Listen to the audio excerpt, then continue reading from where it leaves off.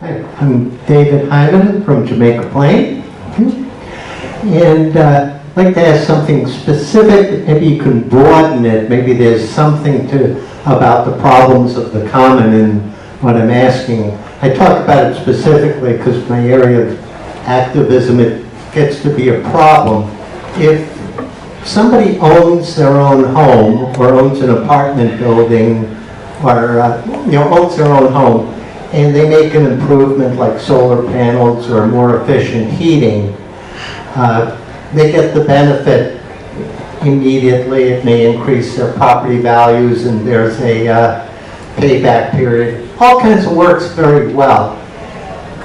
But rental housing is a little more difficult. To talk about somebody owns a 3-decker or an apartment building and rents it out to tenants, and normally the tenants pay the utility bills. So the landlord has a little problem if they want to improve by putting solar or more efficient heating or insulation in, because the savings in the utility bills they don't realize. It's the tenants who do. But the tenants don't have access to capital. They don't own the building, so they're not in a position to make the improvement. So it kind of gets stuck in trying to get things improved. And that's quite a bit for low income or middle income, where there's a lot of rental going on. So it's a kind of thing where the ownership and the benefit are different, particularly where there's low and middle income aspects.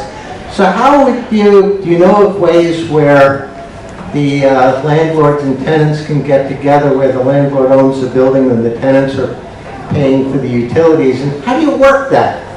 Especially multiply it by 1 million. Yeah, so you're raising some broad issues of ownership and government incentives, and I think what you're asking is probably beyond my area of expertise. But it does point to the fact that these incentives have to be constructed very, very carefully.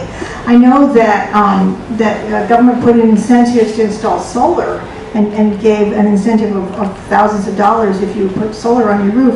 Well, then companies sprang up and said, we'll put it on your roof and we'll lease it to you. And so then they got the thousands of dollars for incentives rather than homeowners. So it is quite possible to craft incentives that you think that they're doing the right thing and they actually did get turned around.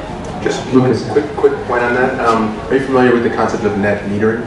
Oh, yeah. So there's a concept called virtual net metering, where folks can aggregate dollars that they would then invest in a set of solar panels that wouldn't be on their physical property, but then that group that funded it would receive some discount on their utility. So Resident Energy, based in Dorchester, is experimenting with how to do that for renters, specifically low-income renters. There's also a concept called property assessed clean energy.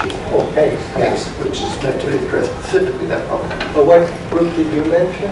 Resident Energy. Okay.